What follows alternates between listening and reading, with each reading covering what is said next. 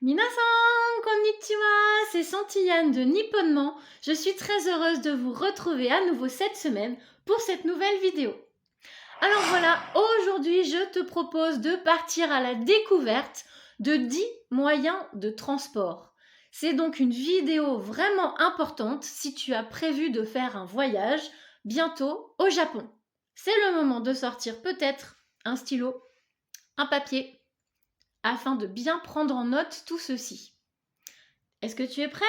Allez, on y va! Alors, dans cette première partie de vidéo, je te propose de balayer ensemble les moyens de transport qui peuvent te servir au Japon et donc la manière de les dire en japonais.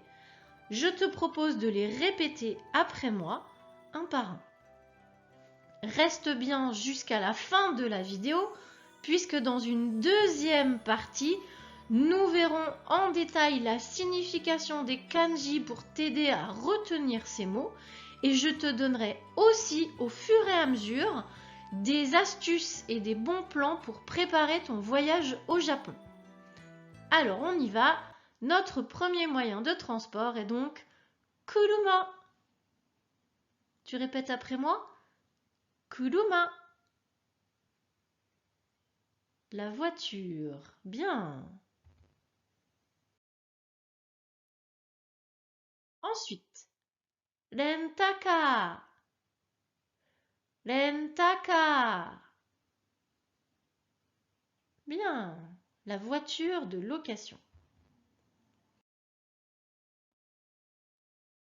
Takushi. Takushi. Bien. Le taxi. Otobai. Otobai. La moto. Bien.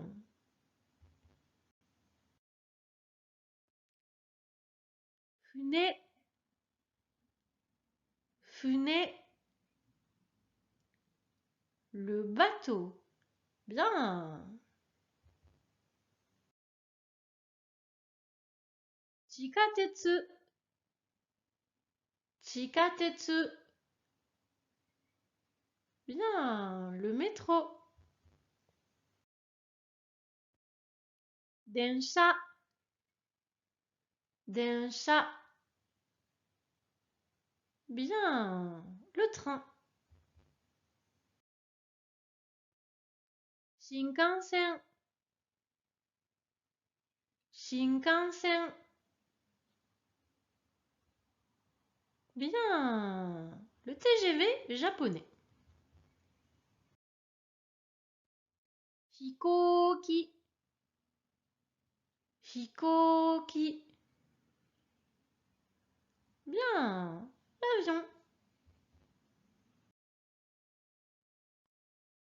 Basu. Basu. Bien. Le bus. Attention, je t'expliquerai un petit peu tout à l'heure le mot avec lequel il ne faut pas confondre le bus, sinon ça passe pas trop. Jitensha. Jitensha. Bien. Le vélo. Ferry.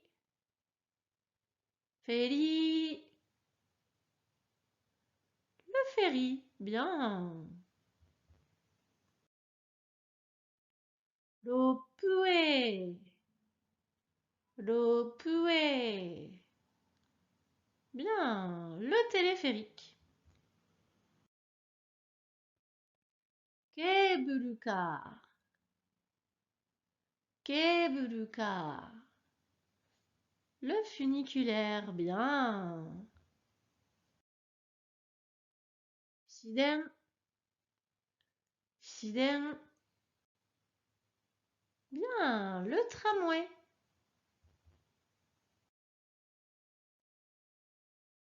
Aruite. Aruite. Bien. À pied. Comme je te le disais, maintenant je te propose de répéter plus lentement après moi. Moi, je vais plus lentement, ça sera plus facile pour toi. On regarde en même temps les kanji et puis je te donne des petites astuces pour préparer ton voyage. Allez, on continue. Alors, notre premier moyen de transport aujourd'hui est la voiture. Kuruma. Kuruma. Vas-y, répète après moi. Kuruma. Bien. Alors, comme tu peux le voir, Kuruma s'écrit en kanji.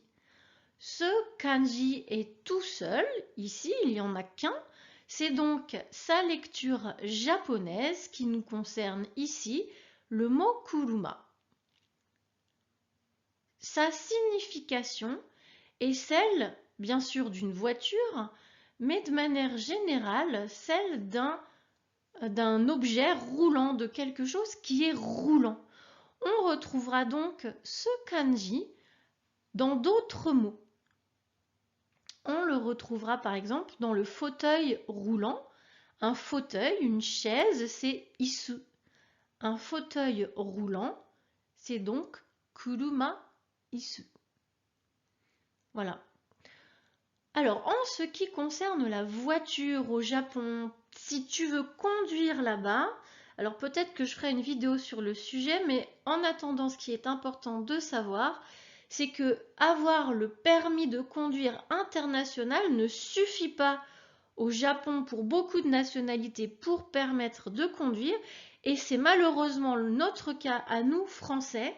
On a besoin d'une traduction officielle de notre permis de conduire français et pour ça, il y a des démarches nécessaires, spécifiques à faire, tout simplement.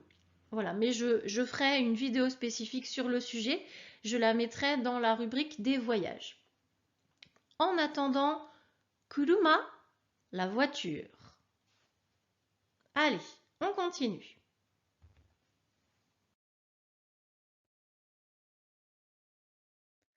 Toujours dans le domaine de la voiture, si tu prévois de louer une voiture au Japon, sache qu'une voiture de location se dit rentaka.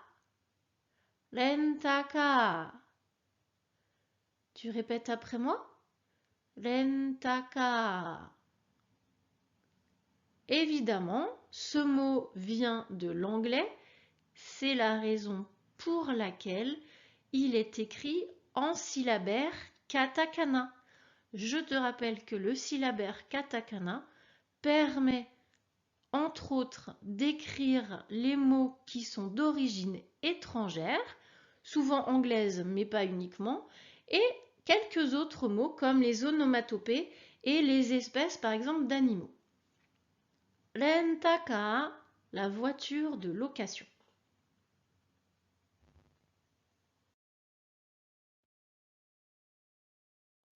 Alors, le taxi.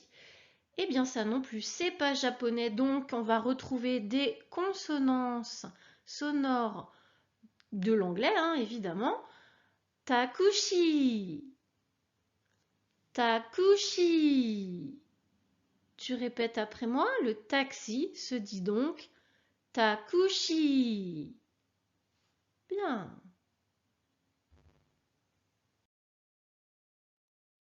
Si tu prévois un voyage à moto, le mot moto vient de l'anglais, hein, motorbike. Ça a été un petit peu modifié et ça fait otobai. Otobai. Tu répètes après moi? Otobai.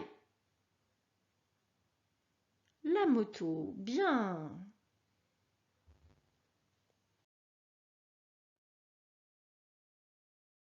Alors, le bateau. Fune. Fune.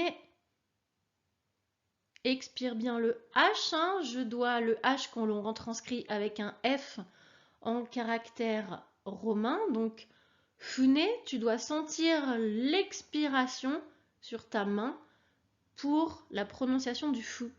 Fune. Tu répètes après moi? Fune. Le bateau. Bien. Alors ce kanji, c'est évidemment celui du bateau. La clé de gauche, la partie de gauche, c'est celle du bateau. On va la retrouver dans des mots comme gen, le bord d'un bateau, qui va nous permettre en japonais de faire les mots bâbord et tribord. Voilà, donc ça c'est la clé du bateau, on la retrouve dans plein de kanji qui sont liés au bateau, comme le navire, je viens de le dire, bâbord, tribord, etc. Fune, le bateau.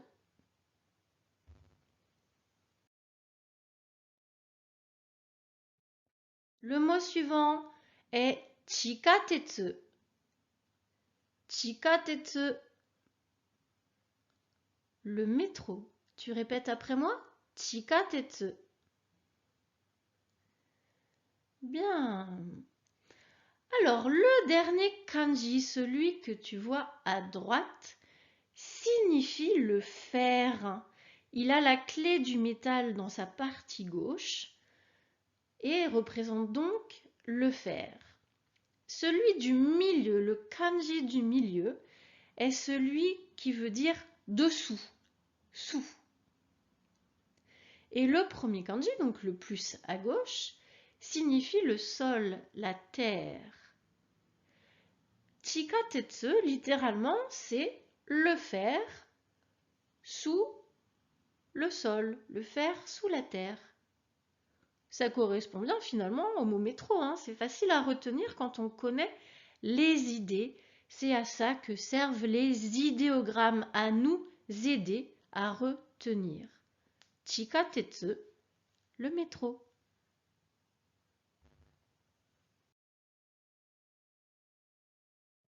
Vient ensuite le mot train. Densha, densha. Tu répètes après moi? Densha.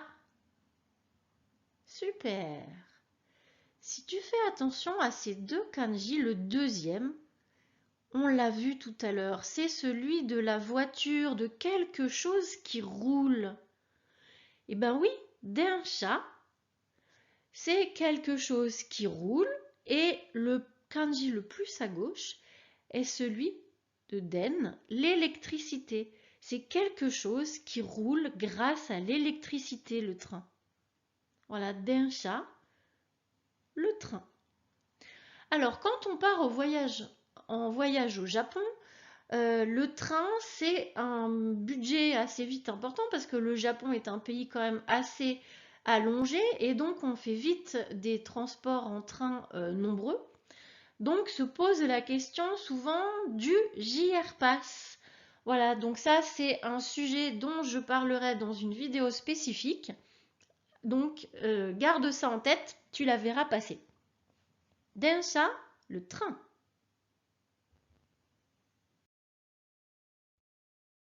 Évidemment, c'est comme en français. Il y a en japonais le TGV. Le TGV japonais se dit Shinkansen. Shinkansen. Alors, littéralement, Shinkansen. Kansen, ça veut dire la ligne principale. Et Shin, c'est le kanji pour dire la nouveauté. Donc, la nouvelle ligne principale. Shinkansen. Là aussi, il faudra qu'on s'en parle, notamment à cause du JR Pass qui permet d'utiliser certains Shinkansen, mais pas tous, notamment Nozomi et Mizuho, mais ça, on s'en parlera spécifiquement. Shinkansen, le TGV.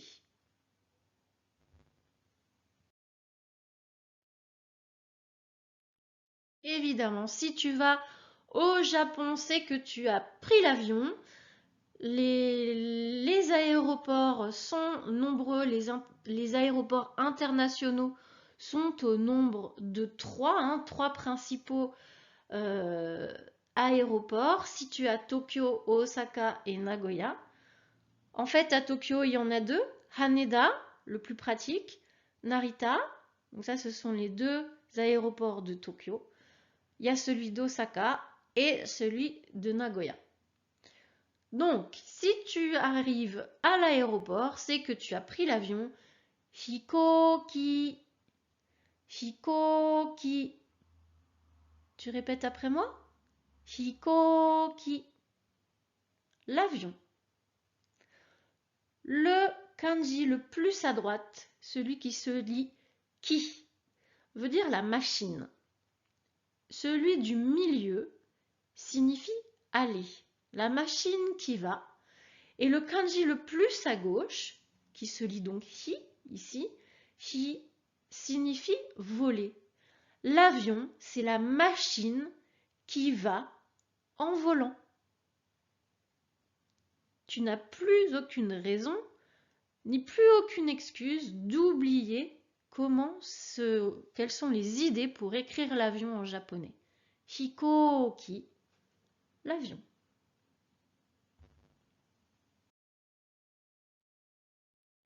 Alors, il y a plein de lignes de bus au Japon. Il y a même des villes dans lesquelles c'est le moyen de transport le plus utilisé. Je pense notamment à Kyoto. Kyoto est une ville très étendue. Le réseau de bus est bien plus intéressant que le réseau de métro. Donc, à retenir, basse. Basse. Tu répètes après moi? Basse. Bien, le bus.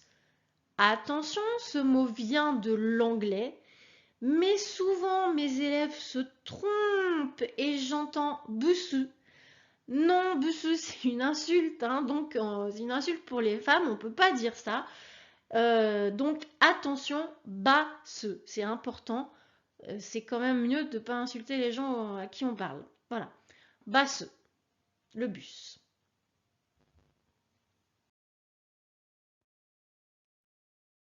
Le moyen de transport suivant est le vélo. Jitensha. Jitensha. Tu répètes après moi? Jitensha. Bien. Alors, si tu remarques bien, le dernier kanji le plus à droite, celui qui est le plus à droite, on l'a vu plusieurs fois, hein, c'était celui du tout début quand on a parlé de la voiture, kuruma. Tu te souviens? Il se dit donc chat, hein, on l'a vu aussi dans le train, densha. Et donc si je décortique la sémantique, les idées de ces kanji, jitensha, donc chat, un objet roulant, quelque chose qui roule. Ten, ça veut dire, c'est l'idée de tourner. Et ji signifie soi-même. Donc c'est quelque chose qui roule parce qu'on fait tourner soi-même. Bah oui, hein, faut pédaler pour le faire avancer le vélo, hein, il n'avance pas tout seul. Surtout qu'au Japon, il ne faut pas oublier, c'est un pays à peu près 85, je crois, % montagneux. Donc forcément, montagneux et volcanique, il y a des hauts, il y a des bas, ça monte, ça descend, il y a des côtes, il y a des pentes, il y a des... Bref, il faut avoir des bonnes jambes parce que c'est très utile quand on fait du vélo au Japon. Et petite remarque, quand on fait du vélo au Japon, on ne pédale pas sur la route. Non, on pédale sur le trottoir. C'est fait pour ça. Voilà, donc attention, quand on est sur le trottoir, à faire du coup attention au vélo.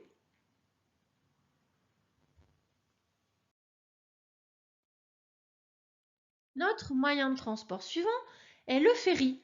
C'est un mot qui vient de l'anglais, donc en katakana évidemment, ferry. Ferry. Tu répètes après moi? Ferry. Bien. Allez, on continue. Alors, ce moyen de transport vient aussi de l'anglais et c'est donc le téléphérique. Ropeway. Ropue. Tu répètes après moi? Ropue. Bien. Alors, ce téléphérique, c'est par exemple ce que tu vas utiliser comme moyen de transport à Miyajima. Si tu te souviens bien, j'ai fait une vidéo sur Miyajima, hein, au sujet du Tori de Miyajima. Donc, quand tu es à Miyajima et que tu veux aller au point culminant de l'île, c'est le mont Misen, et tu peux t'y rendre en téléphérique grâce au Ropue. Voilà, donc ça te sera utile par là-bas.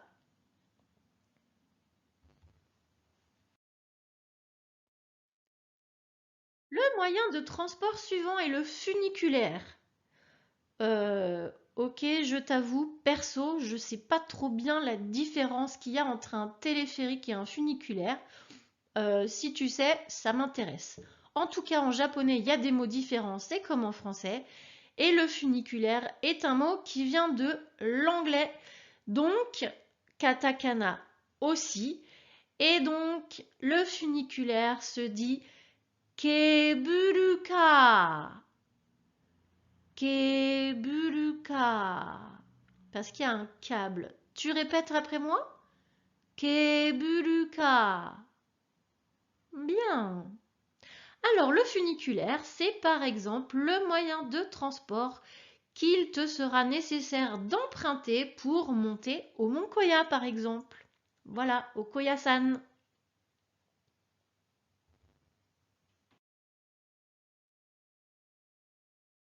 Notre moyen de transport suivant est le tramway. Le tramway, eh bien non, il y a bien un vrai nom japonais, hein, on le voit, avec deux kanji. Le tramway se dit shiden. Shiden. Tu répètes après moi? Shiden. Super. Si je regarde la sémantique de ce mot shiden, si je regarde donc ces kanji, les idées de ces kanji, den, on l'a vu tout à l'heure, hein, c'est den de densha, le train. Den, c'était l'idée de l'électricité. Ici aussi, c'est toujours l'idée de l'électricité. Donc, den, l'électricité, et shi, à gauche, c'est le kanji de la ville. Donc, shiden, le tramway, c'est en fait l'électricité de la ville. Voilà. Bon, à retenir, mais c'est vrai que c'est peut-être moins clair que les autres. Perso, c'est mon avis. En tout cas, shiden, le tramway, c'est un moyen de transport que tu pourras utiliser quand tu iras à Hiroshima. Voilà, à Hiroshima, il y a un tramway aussi.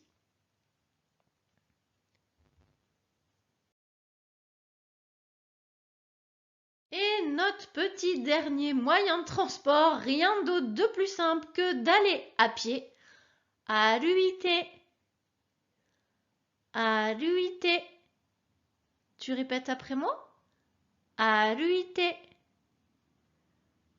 Super.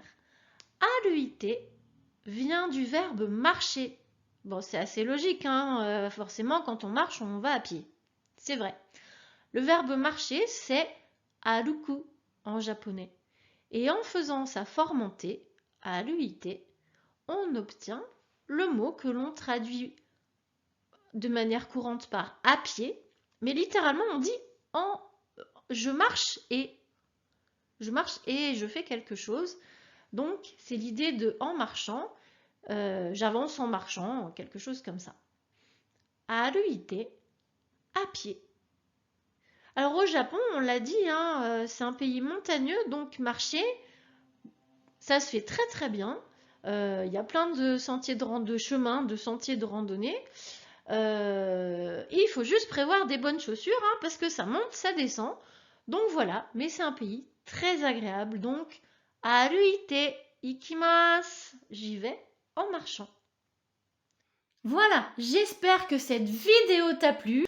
Pense à me le faire savoir en mettant un petit commentaire, en t'abonnant si ce n'est pas déjà fait, en mettant un petit pouce. Je compte sur toi, merci, ça m'aide à développer cette chaîne et je te dis à bientôt avec grand plaisir pour une prochaine vidéo.